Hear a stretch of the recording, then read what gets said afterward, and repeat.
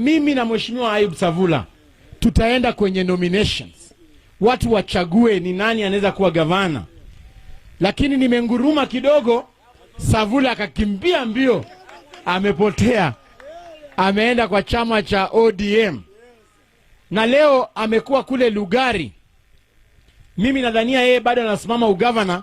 Ametangaza kule Lugari kwamba ameacha kuwania kiti cha ugavana, anatafuta kazi ya secretariat katika muungano wa Azimio la Umoja. Hata kama umetoka kwa chama cha ANC, kazi ya secretary, yani unaacha kazi ya governor unaenda kutafuta secretary. Sasa hao wananchi wa kawaida watafanya kazi gani kama wewe mbunge unatafuta kazi ya secretary?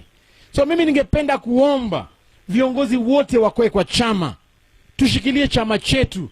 Ati mtu ambaye anapinga Musalia anaitwa Oparanya, ati yule mtu ambaye anapinga Musalia anaitwa Eugene Wamalwa. Mimi ningependa kuomba tafadhali, hao watu ambao wanapinga Musalia, ikiwemo hata mzee wetu Francis Atuoli, in 2022 hakuna hata mtu mmoja anasimama kura.